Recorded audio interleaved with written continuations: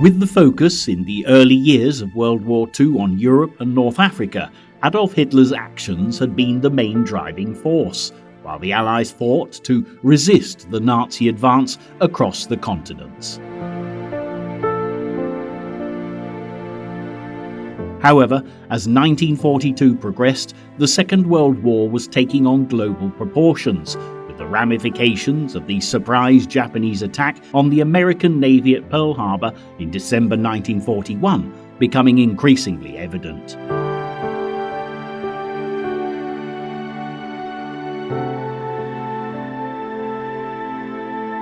Events in the Pacific theatre of war were escalating as the Empire of the Rising Sun extended its reach further south, expanding its defensive perimeter towards Australia and to the northeast, began venturing dangerously close to the western coast of America.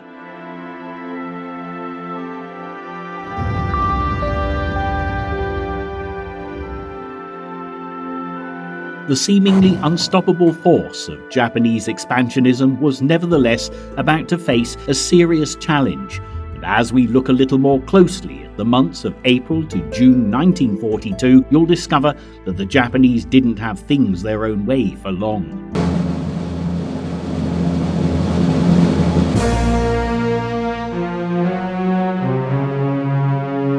A sleeping giant had truly been awakened at Pearl, and as the Americans fully entered the arena of war, they quickly began to make their presence felt.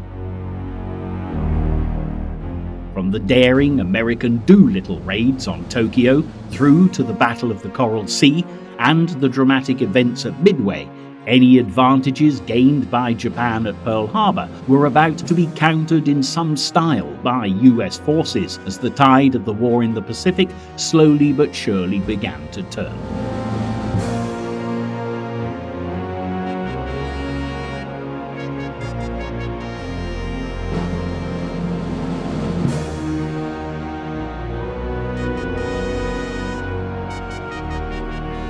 The creation of an East Asian co-prosperity sphere, free from the shackles of the Western empires, had long been the desire of those ruling Japan. By April 1942, it seemed that the Empire of the Rising Sun was vaster than it had ever been before. The war in Southeast Asia and the Pacific had been highly successful. The Japanese were now in control of the most strategically important parts of the Chinese coast and had occupied Malaya, Thailand, the Dutch East Indies, and most of Burma. In the Pacific, they held Wake Island, New Britain, the Gilbert Islands, and Guam. And while the drive to seize new territory continued, the outlook was grim for the Allies. In the first few months of the war with Japan, valuable British and American outposts had swiftly fallen to the invading forces, and thousands of people were now prisoners of war, helplessly caught behind enemy lines.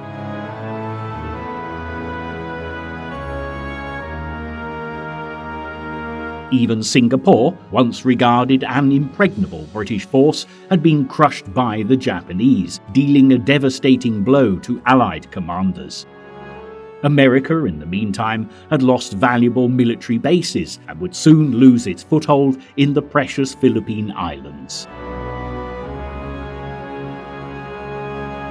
After invading the capital, Manila, the Japanese were now advancing further south, hot on the heels of the retreating Allied troops. And there seemed to be little in the way of halting Japan's drive to completely dominate the Pacific. With a string of victories to boast of, many of the Japanese troops were in fact so satisfied with what they'd accomplished so far that in some regions of the new empire they took time out to relax.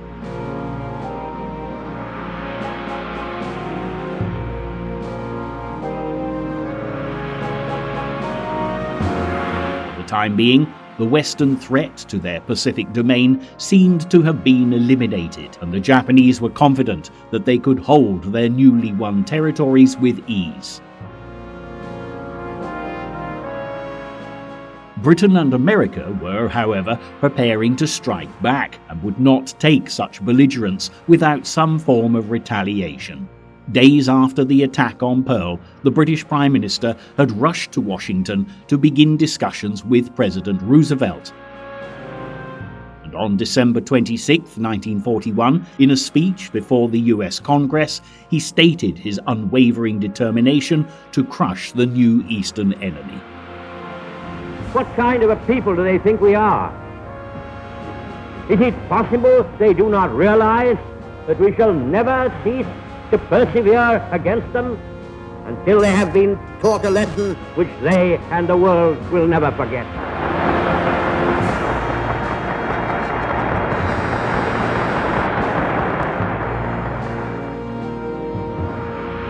Britain had been alone in its fight against the Axis since the fall of France in the summer of 1940, and the entry of America into the global conflict had been met with great relief by Churchill. Now Roosevelt, Churchill and the Soviet leader Joseph Stalin, who'd been fighting the Nazi forces since June 1941, were united against the Axis, and there was at last real hope that the Allies could win the war. As commanders were allocated to the Pacific theatre of war, however, there was no doubt that the challenges that lay ahead were great. Fleet Admiral Chester W. Nimitz had assumed command of the Pacific Fleet 2 weeks after the Japanese attack on the American naval base in Hawaii, and with many battleships and destroyers sunk during the raid, he was well aware it would take time to salvage the ruins and reinstate the US fleet to its former glory.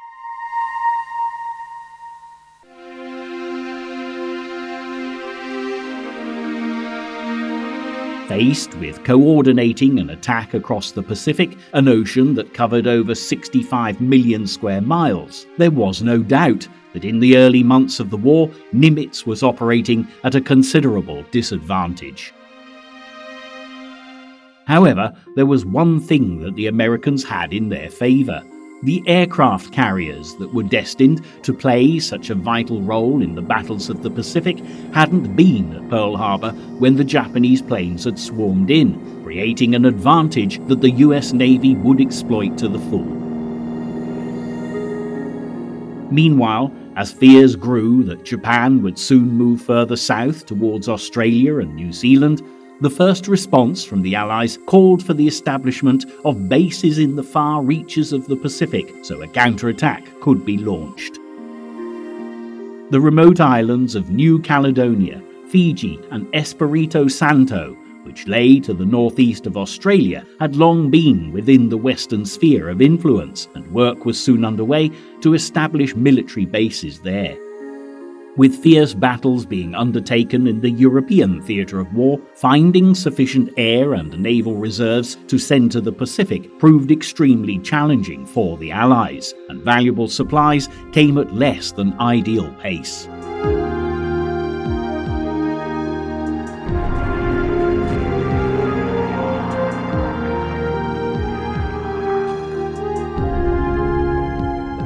And all the while, the Japanese raced to expand the boundaries of their empire, as Allied engineer units raced against the clock to complete their work, often attempting to accomplish the impossible as they negotiated the difficult terrain.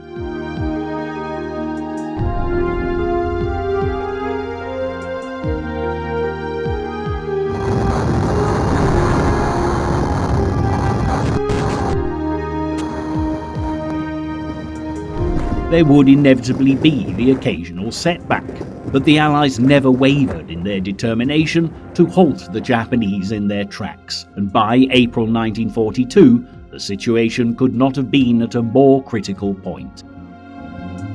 Since the invasion of the Philippines on December 8, 1941, American and Philippine forces, led by General Douglas MacArthur, had been fighting a desperate battle against the Japanese invaders. As the situation had deteriorated, President Roosevelt had ordered MacArthur to leave to take command of operations in the Southwest Pacific from the relative safety of Australia, and although he had been reluctant to leave his men, MacArthur finally obeyed his president's orders on March the 11th, but not before he had vowed to return. It was of little consolation to the troops left in the Philippines, who'd been backed into a corner on the Bataan Peninsula off the main island of Luzon by the beginning of April. Allied naval forces in the area had been destroyed in a series of battles around Java, and with almost all neighbouring territories under Japanese control, the troops were now cut off from most of their supplies and surrounded by the enemy.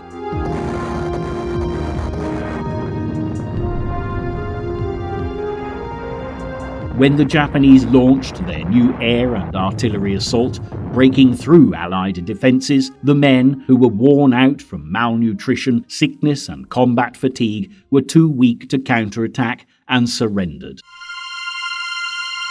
Some of the Allied servicemen managed to escape to Corregidor Island to the south of Bataan, but battalions of Japanese infantry swiftly moved in and pushed the defenders back to Malinta Hill. To the despair of all those left fighting, the American flag was soon lowered, and General Jonathan Wainwright, who had taken over from General MacArthur, had no choice but to accept General Masaharu Homa's terms of surrender. As a result, by May 8, 1942, the Philippines had been officially lost. But there was an even greater tragedy for the Allies to face as the Philippines fell. The Japanese had captured 80,000 Allied prisoners, all of whom needed to be transported to prison camps, and faced with such a huge task, it was decided they should walk 60 miles to a railhead at San Fernando.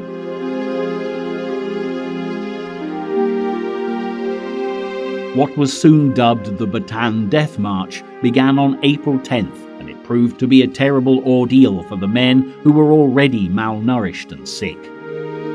Thousands lost their lives as a result of exhaustion, hunger, dehydration and sickness, while many others were brutally murdered by their captors. It was the stark warning that going to war with Japan would be costly in terms of casualties, as the POWs were treated with bitter contempt by the Japanese soldiers, who regarded surrender as dishonourable.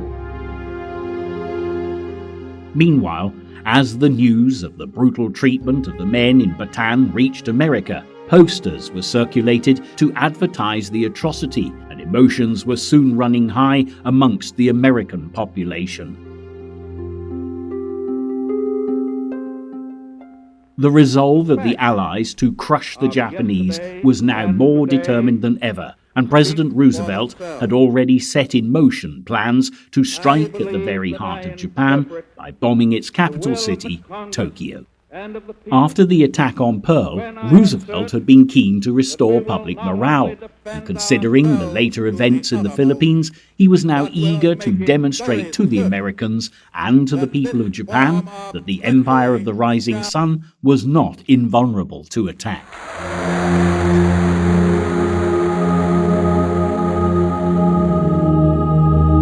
With such an ambitious project in mind, Lieutenant Colonel Jimmy Doolittle, one of the most famous aviators and aeronautical engineers in America, had been chosen to plan and execute the attack. Over the years, Doolittle had won an array of awards for his achievements and had made many important contributions to aviation technology, but the task that lay ahead would be one of his greatest challenges yet. The main problem he faced was that America had no bases within bomber operating range of Tokyo, and although an attack could be launched from aircraft carriers, planes which were typically used with these ships would not be able to cause a great deal of damage. After long deliberation, an idea was eventually conceived to adapt giant B-25 bombers so they were light enough to take off from carrier decks. By the beginning of April, these highly modified planes were aboard the USS Hornet and on their way to the Pacific. Vice Admiral Mark Mitcher captained the carrier from which Doolittle would launch his attack, while the task force would be led into enemy waters and protected by Vice Admiral William Halsey aboard the USS Enterprise.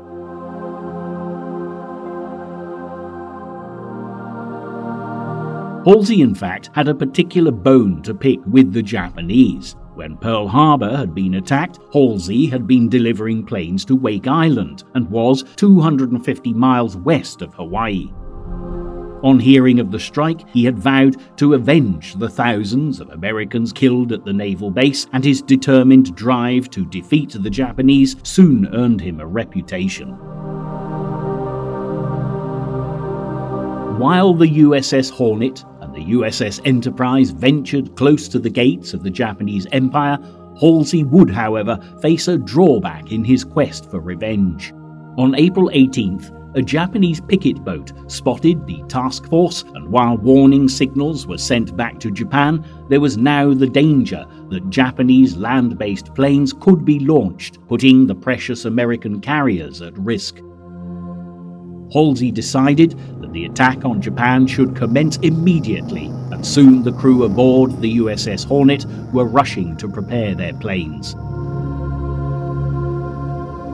The aircraft had less than 470 feet of runway, and none of the pilots, including Doolittle, had ever taken off from a carrier before. In fact, no one had ever attempted to launch a bomber the size of a B-25 from the deck of a carrier, making the task a challenge to say the least.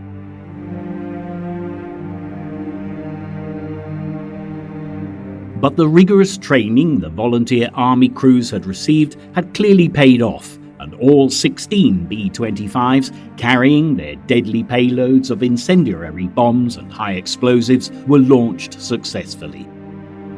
Although the Japanese alert meant the planes were now setting off 180 miles from their original launch site, favourable weather would help them along the way, and the bombers would soon be closing in on their targets with Doolittle's plane at the helm.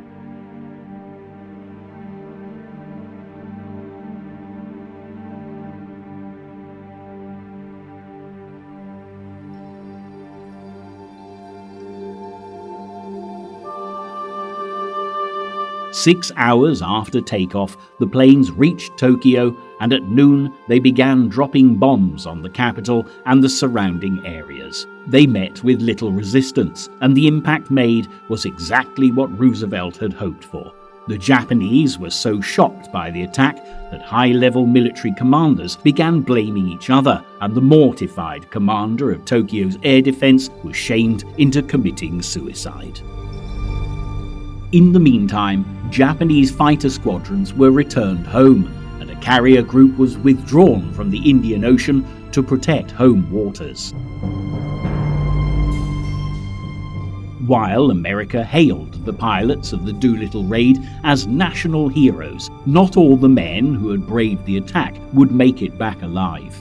2 crews would be imprisoned by the Japanese after landing in enemy territory, and 3 of these men would eventually be executed. Meanwhile, Doolittle, along with many of the other crews, were helped by Chinese military and civilians in the east of China who sheltered them and ensured they reached safety. This would, however, have tragic consequences for the Chinese, as Japan launched a campaign in retaliation, which would kill 250,000 villagers in the region.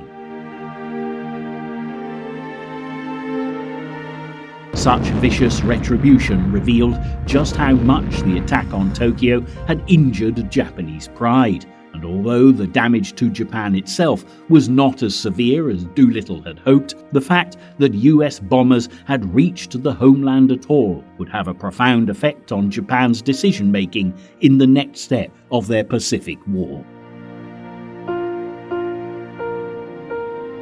As the boundaries of the empire had grown ever greater in the early months of 1942, there had been much disagreement among senior Japanese commanders over the next course of action to take. Fleet Admiral Osamu Nagano, head of the Naval General Staff, had keenly supported spearheading further territorial gains, a strategy which had the full support of the Imperial Japanese Army.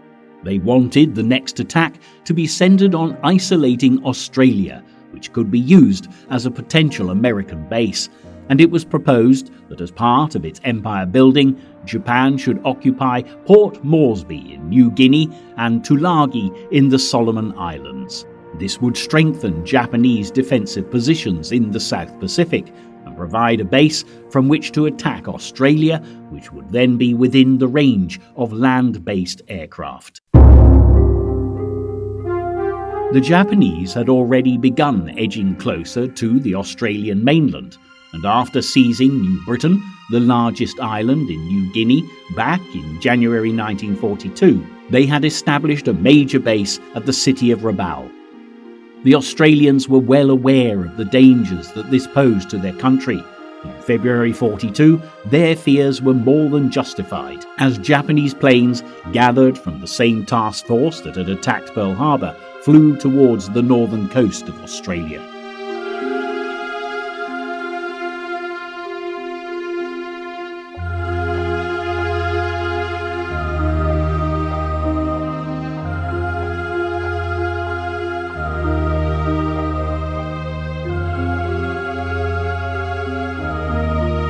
These were soon joined by powerful land-based bombers, and as they closed in for the attack, the port of Darwin faced a bombardment which would be even more devastating than the attack on Pearl.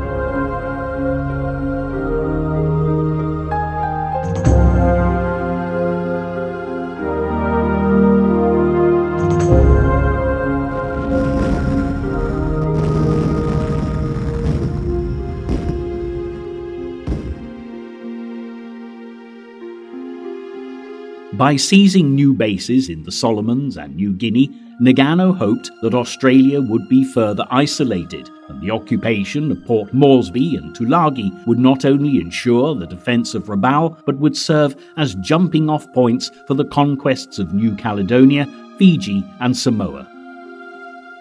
This in turn would cut supply and communications lines between the United States, Australia and New Zealand. Not everyone in Japan was in accordance with Nagano, however, and Admiral Isoroku Yamamoto, who had masterminded the attack on Pearl Harbor, believed that rather than continue to drive for more territory, Japan should concentrate on creating a defense buffer for their new empire. There was now an endless supply of resources at the disposal of the Japanese, which could be gathered from the territory they held around the Pacific and beyond. The supply routes between the Japanese mainland and the occupied countries needed to be protected, however, and to do this, Yamamoto was eager to eliminate the threat of American intervention.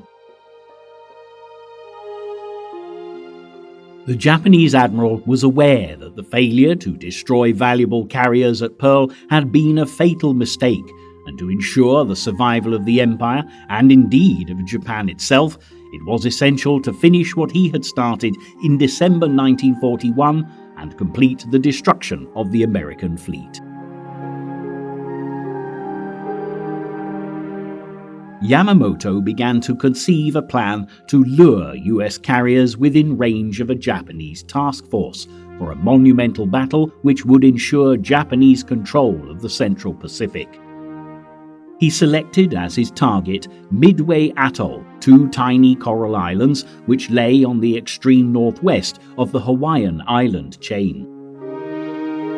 The American base here was far enough from Hawaii to lessen the risk of heavy land-based air power threatening Japanese ships, and not only would valuable US carriers be sent out to protect the atoll, if captured, Midway would further extend the Japanese defensive perimeter and even provide a useful base to launch attacks on the west coast of America.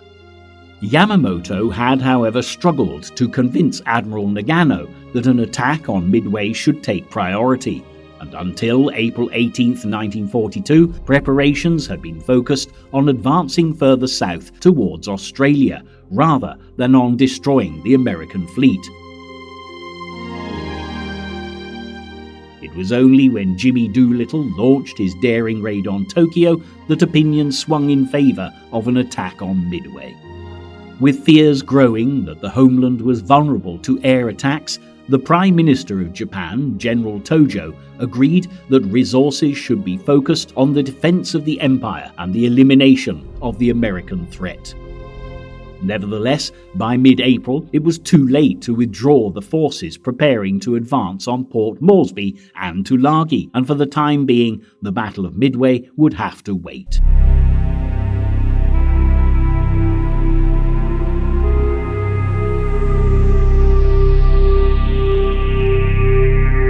The drive towards Australia, codenamed Operation Mo, was scheduled for the beginning of May, and the entire campaign was placed under the command of Yamamoto's protege, Admiral Inouye. He in turn would coordinate several groups, which included a carrier strike force commanded by Vice Admiral Takagi, a Tulagi invasion force commanded by Rear Admiral Kiyohide Shima, and there would also be a Port Moresby invasion force.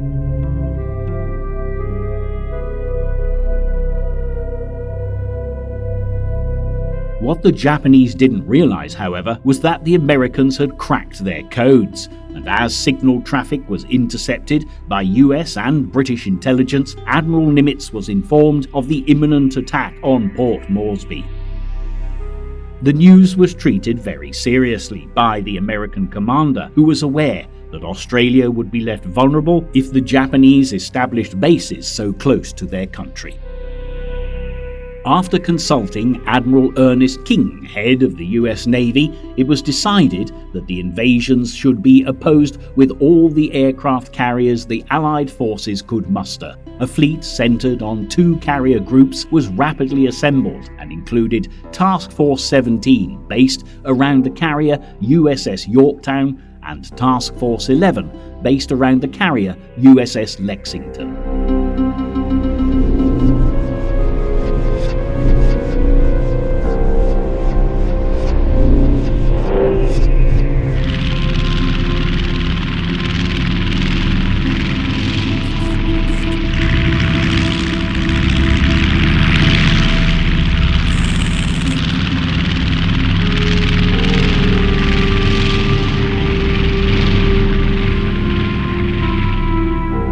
Rear Admiral Frank Fletcher, who had already seen action in the Pacific after the Marshall and Gilbert Islands raids back in February, was placed in command of Yorktown and would also be in overall command of the mission. Meanwhile, Rear Admiral Aubrey Fitch would command Lexington, and there would also be a joint Australian-American cruiser force to provide additional support. Task Force 44 would be commanded by Rear Admiral John Crace of the Royal Navy. As the ships headed towards New Guinea and the Solomon Islands, they would encounter many dangers along the way, with high seas and heavy winds to combat, but there was no doubt that every man on board was willing to brave the worst of the storms, if it meant he was given the opportunity to strike back at the Japanese. While the carriers moved further west, soon preparations were made for the attack. Bombs were loaded onto planes, and pilots prepared for the mission ahead. Then finally, on May 3rd, news arrived that Shima's invasion force had arrived in the Solomon Islands. As Japanese troops began to pour onto Tulagi, Fletcher altered course to head due north towards the enemy. And on May 4th, 60 aircraft were launched in 3 waves from Yorktown, taking Shima's forces completely by surprise. The attack was a success, and as well as hitting 3 minesweepers and 4 seaplanes, the Americans managed to sink an important Japanese destroyer. Nevertheless, the Japanese would continue to hold Tulagi as they set to work establishing a seaplane base on the island.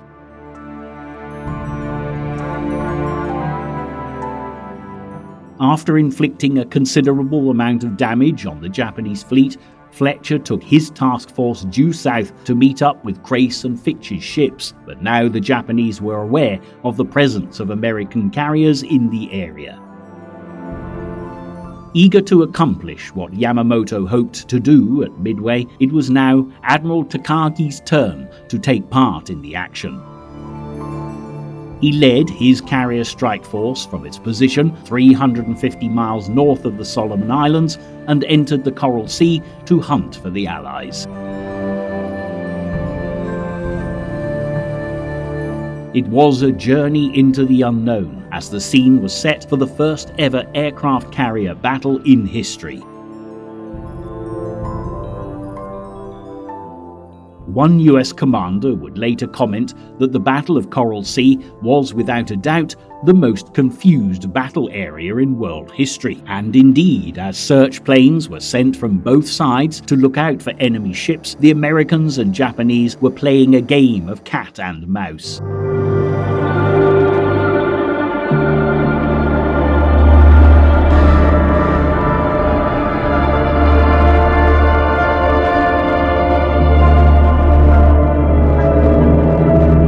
In the confusion of the hunt, some planes would fire on their own forces, others would try to land on enemy ships, but finally on May 8th, the decisive battle was fought.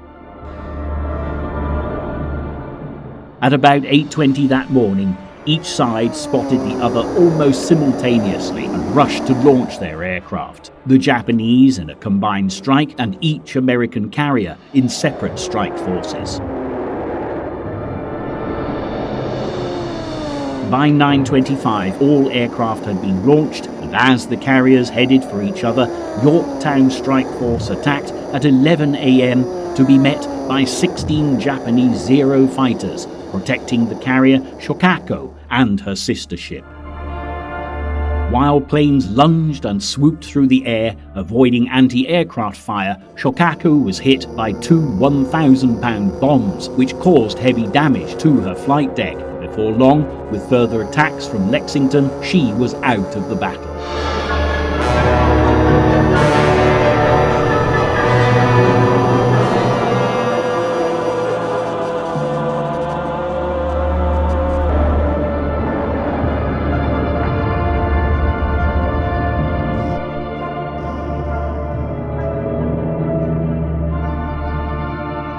But the Japanese soon struck back, and 14 planes swept in to attack USS Lexington in a pincer movement.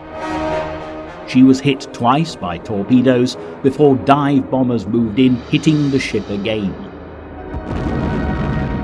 Meanwhile, a bomb exploded on Yorktown's deck, but while Fletcher's carrier would survive another day, the Lexington would not be so lucky. The bombs had ruptured a fuel tank, and as sparks ignited the fumes that had built up in the carrier, a series of dramatic explosions followed, leading to uncontrollable fires. As ships were called up to help with the evacuation, over 2,500 men rushed to escape from Lexington. By this stage, each side had suffered considerable damage, and as survivors were pulled to safety, both the Americans and Japanese decided to withdraw their forces.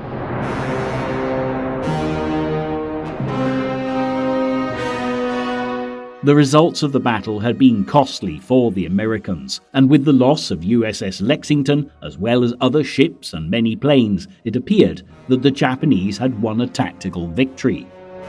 However, the Battle of Coral Sea would in fact give the Americans the greater advantage. With a strong Allied force in the area, and with two of their carriers damaged, the Japanese now feared that many of their landing crafts might be destroyed if they went ahead with the invasion of Port Moresby. The attack was called off, and with it the advance towards the northern approaches of Australia. Nimitz' mission had been a success, and for the time being, Australia was safe.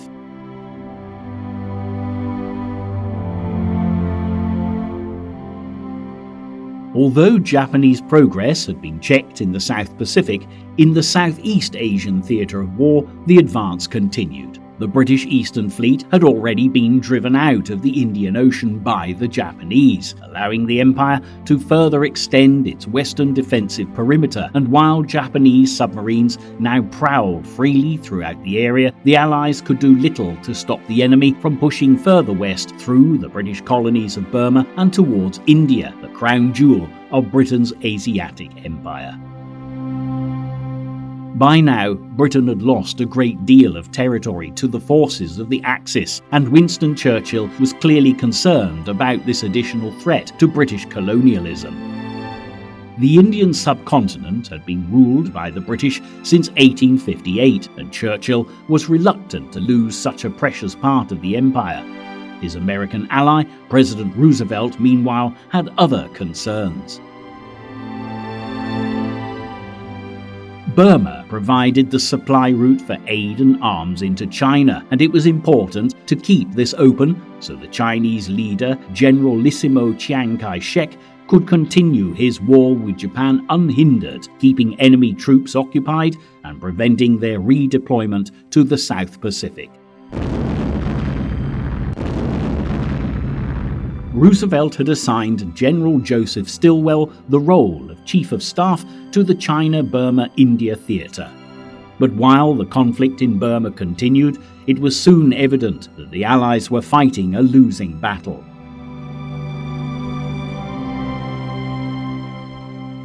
By the end of April, Lashio in northeast Burma had been taken, cutting off the Burma Road, and Stilwell had no choice but to order an emergency evacuation.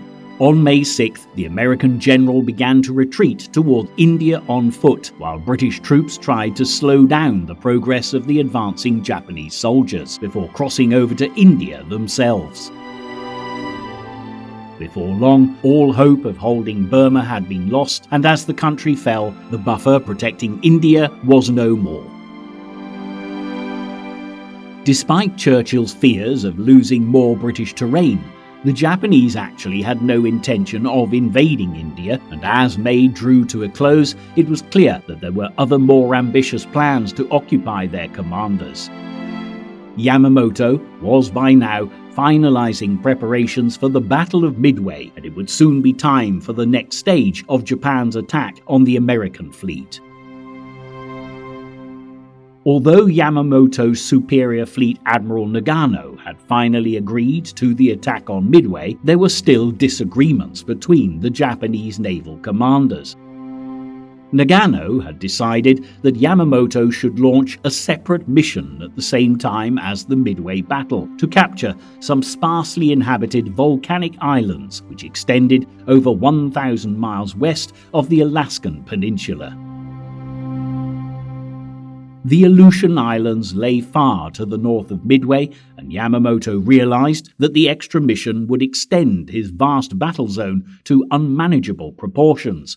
But Nagano would not be dissuaded. The Aleutian Islands appeared to have little economic, military or strategic value because of their barren mountainous terrain and harsh weather, but seizing them would further extend the defense of Japan and make it harder for ships to slip through the northern Pacific. There was also the hope that launching this second attack far from Midway might serve as a distraction, leading some American ships north and therefore weakening the US fleet. Yamamoto must have eventually seen that there were some advantages to Nagano's plan, and though reluctant, he finally agreed to extend the area of battle to incorporate the islands near Alaska.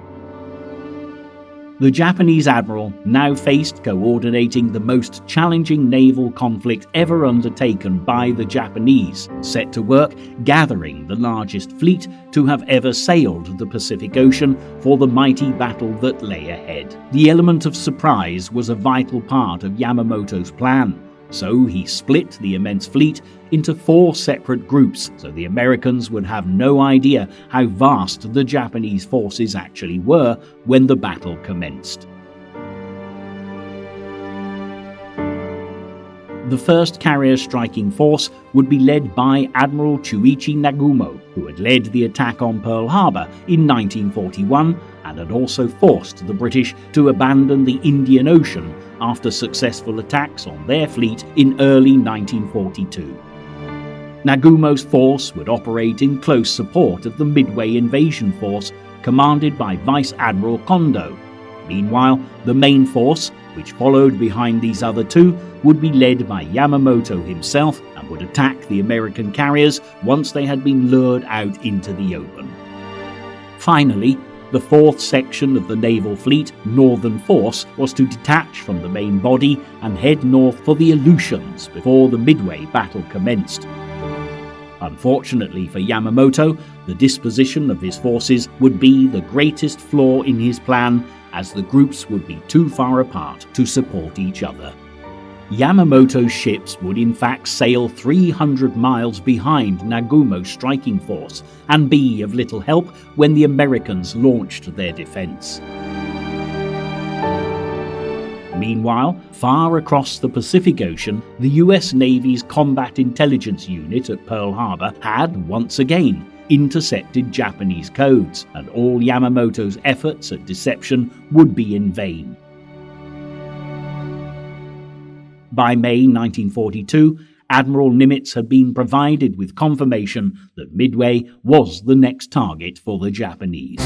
He even had the complete Japanese order of battle, as well as the dates of the attack, which were expected on either June the 4th or the 5th. While the Imperial fleet set sail for Midway with little idea that their mission had already been revealed to the enemy, US forces rushed to prepare for the battle that lay ahead. Midway was second only to Pearl Harbor in the defense of the west coast of America, and after the devastating raid on the Hawaiian base, the Americans would ensure that this time they were more than ready for the impending attack. Unlike the Japanese, they had the advantage that Midway itself could be used as a launching platform, and as well as their own planes, additional air power had been sent from Hawaii, further strengthening defences. The aircraft carriers were also called up to protect Midway, and Fletcher's Task Force 17 was immediately recalled from the Coral Sea. Although severely damaged, Yorktown had survived the battles against the Japanese, and after arriving in Pearl Harbor on May 27th, work crews from the shipyard had worked around the clock to ensure she was repaired and ready to defend Midway within days. Halsey's Task Force 16, with the carriers USS Hornet and Enterprise, were already at Pearl, although Halsey himself would not be well enough to take part in the battle. He would be replaced by Rear Admiral Raymond Spruance, who would operate under the overall command of Admiral Fletcher. As well as calling on as many Army and naval personnel as he could muster, Nimitz requested photographers so the events at Midway could be recorded. The famous film director John Ford knew Nimitz well and would capture some of the most memorable footage of the conflict.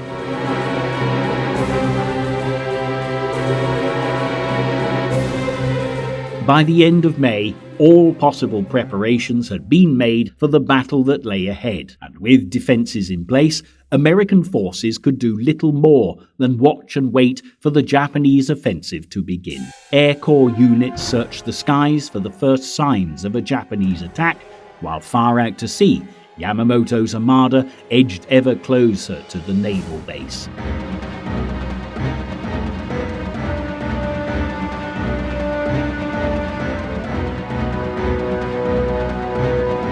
Compared to the Americans, the Japanese had little idea of what they were up against. They believed that only two aircraft carriers, the USS Enterprise and USS Hornet, would be available for the defense of Midway, and were convinced that USS Yorktown had been sunk at the Battle of Coral Sea.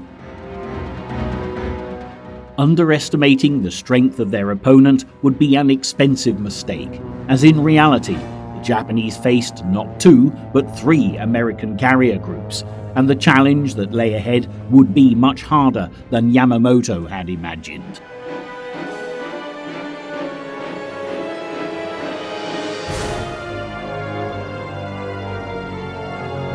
By May 30th, US search planes were launched from Midway to hunt for the giant enemy fleet, and after scanning the seas for several days, the ships of the Imperial Navy were finally spotted.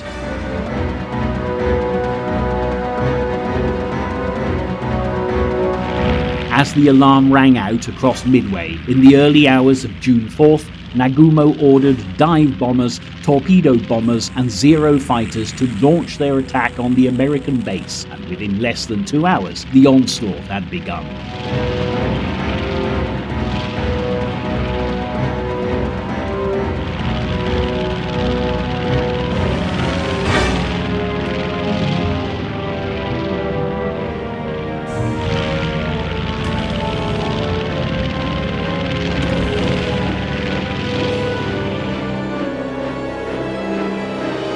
American planes, flown by Marine pilots, scrambled to intercept the attack and would destroy many of the enemy planes despite heavy losses.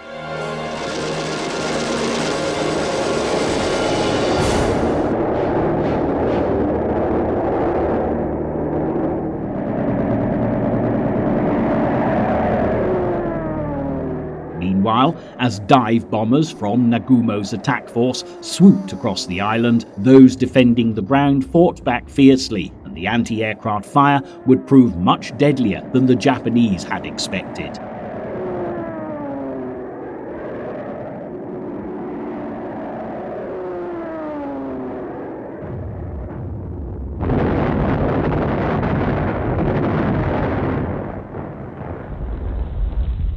The base was thrown into chaos as bombs rained down on the island, destroying fuel storage tanks and aircraft hangars, but the defenders continued to battle back against the enemy forces.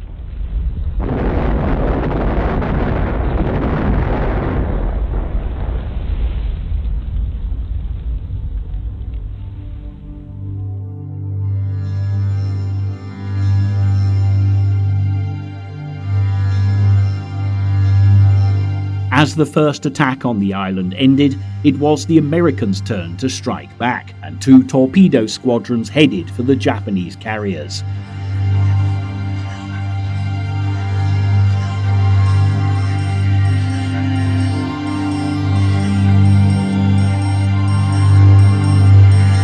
Without fighter escorts, they were no match for the Japanese Zeros, and were almost all shot down. But as the waves of American attacks continued, the Japanese were kept distracted. They were too busy focusing on the defense of their ships to launch a strike against the American fleet, and soon US planes had broken through the Japanese resistance.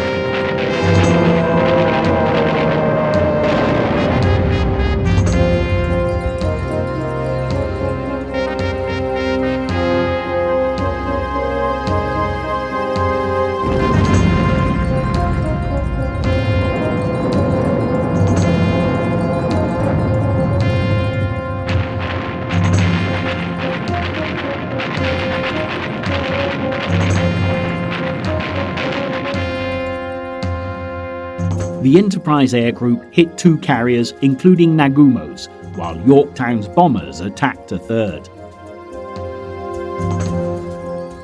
Before long, there was only 1 Japanese carrier still operational, and she counterattacked, sending a wave of dive bombers towards Yorktown.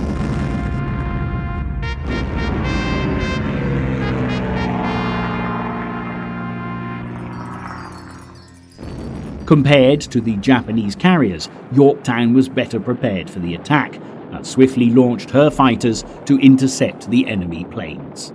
Many of the Japanese aircraft were shot down, and although Yorktown was repeatedly struck by bombs, fires were controlled, and she continued to launch more fighter planes.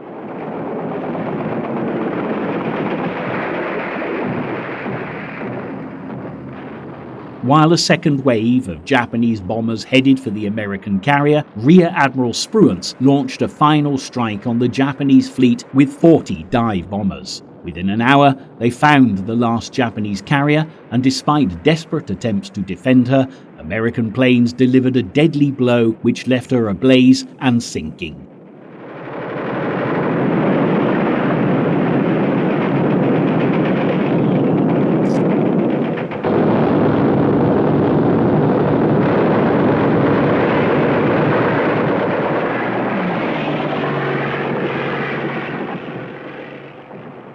By the end of the day, it was clear that Yamamoto's mission had failed miserably, and and with casualties mounting and more planes being lost to the enemy, he would have no choice but to call off the invasion of Midway.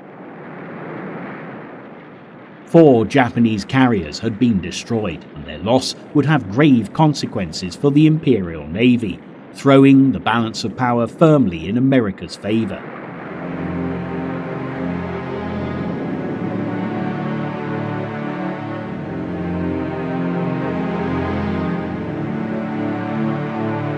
There had nonetheless been heavy losses on both sides, and Yorktown, the flagship of Fletcher's Task Force 7, which had been so important at the Coral Sea and at Midway, would not survive to see another battle. After being hit by torpedoes, the crew was forced to abandon ship amidst fear she would capsize, and after a final deadly blow from a Japanese submarine, Yorktown sank on June 7th.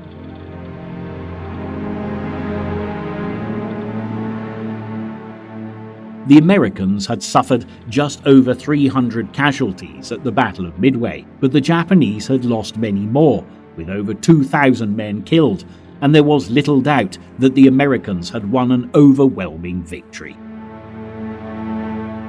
As the injured US Marines and sailors were tended to and survivors were brought to safety, President Roosevelt congratulated those who had bravely fought off the enemy, clearly relieved that the Battle of Midway had checked the advance of the Japanese. But far to the north, the threat from the Eastern Empire was not yet over. The Japanese forces that had headed to the Aleutian Islands would have greater success than Nagumo's Midway fleet, and on the 3rd and 4th of June, their carriers launched air attacks on 2 military bases on the island of Unalaska.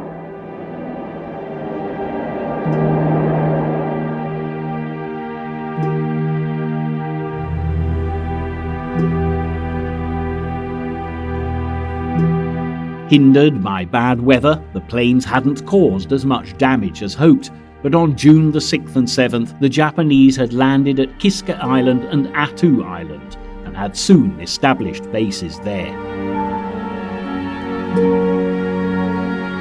This now placed the Japanese dangerously close to US territory, and with fears that attacks could now be launched on the west coast of America, every precaution was taken for the defense of the mainland.